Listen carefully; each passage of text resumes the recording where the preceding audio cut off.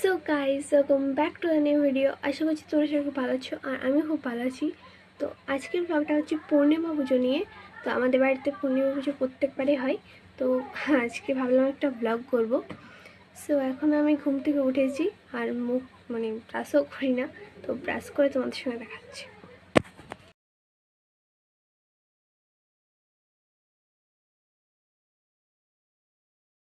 এখানে আমি শরবত খেয়ে নিচ্ছি, কারণ পুজোর আগে পর্যন্ত না খেয়ে রইতে হবে।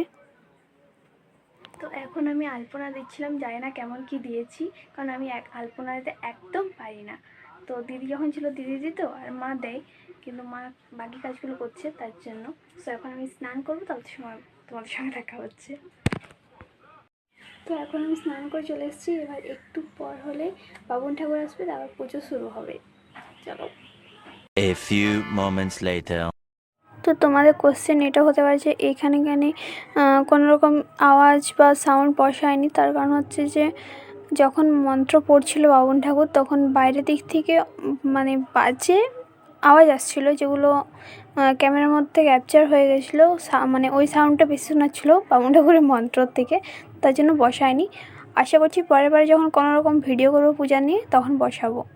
So sorry. আর তেমন কিছু যে ইউটিউব থেকে সাউন্ড পাওয়া যায়, বসানো যায়, সেগুলো আমি ইউজ করিনি।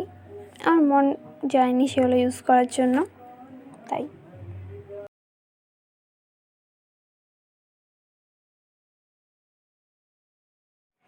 তো এখানে পূজা কমপ্লিটই হয়ে গেছে প্রায়।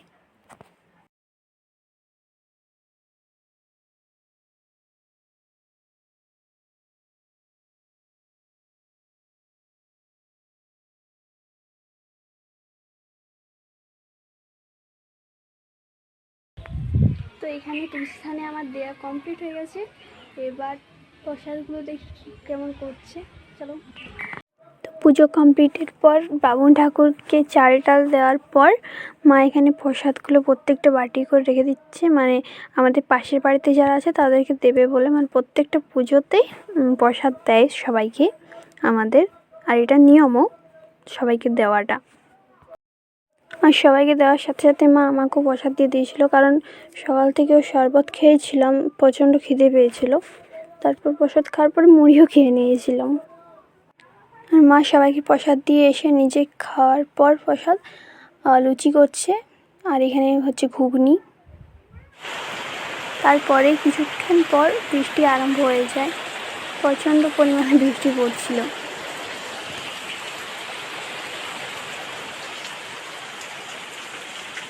A few moments later. So guys, এখন বাজে 4টা আর এখন পড়ছিল বৃষ্টি একটু আগে। সো ওয়েদারটা একদম মস্ত হয়ে গেছে। আর আমি দুপুরের খাবারটা দেখাইনি, কারণ আমি খেয়ে দিয়ে ঘুমিয়ে পড়েছিলাম, মাথা ব্যথা করছিলো বলে ঘুমিয়ে পড়েছিলাম। হালকা হালকা ঘুমোচ্ছিলাম, হালকা হালকা ঘুমোইনি। সো দুপুরে যে খাবারটা হয়েছিলো সেটা আমি রাত্রিতেও খাবো, রাত্রিতেও সেই খাবারগুলোই খাবো, সেগুলোই খাবো। अरे कहना क्या चाहते हो? আরে আমি বলতে চাইছি যে মা রান্না করবে না, অনেক কিছু অনেক যে খাবারগুলো করছে সেগুলো পরিমাণে বেশি করেছে, সেই জন্য সেগুলো রাত্রিতেও খাওয়া হবে। তো আমি রাত্রিতে দেখিয়ে দেবো তোমাদেরকে। আর আমি তোমাদেরকে ওয়েদারটা একটু দেখিয়ে দিই।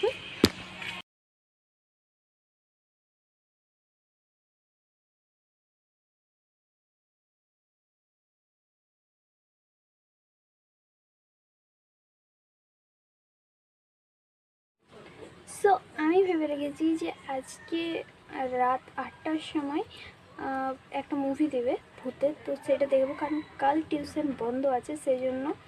আর স্কুল আছে বাট টিউশন বন্ধ আছে।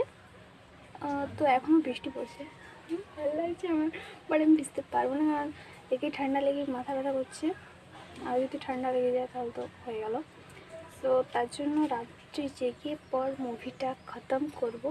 তো সাথে থাকবো তোমরা। 1 hour later. সো গাইস, আমি এখন রিলস করছিলাম আর ছবি উঠছিলাম, যেগুলো তোমরা পেয়ে যাবে আমার ইনস্টাগ্রাম অ্যাকাউন্টে। আমি ইনস্টাগ্রামের লিঙ্কটা দিয়ে দেবো আমার ডিসক্রিপশানে। সো তোমরা একটু চেক আউট করে ফলো করে দেবে, ঠিক আছে? তো এখানে মা চা নিয়ে এসছে আর আমি মুভিটা চালিয়ে দিয়েছি। তেমন ভয়ের কিছু নেই তার জন্য। আর এমনি তো লাইট ফাইট সব অফ করা আছে। এই শুরু হয়েছে মুভিটা, বাট মাঝখানে হয়তো ভয়ানক কিছু রইবে।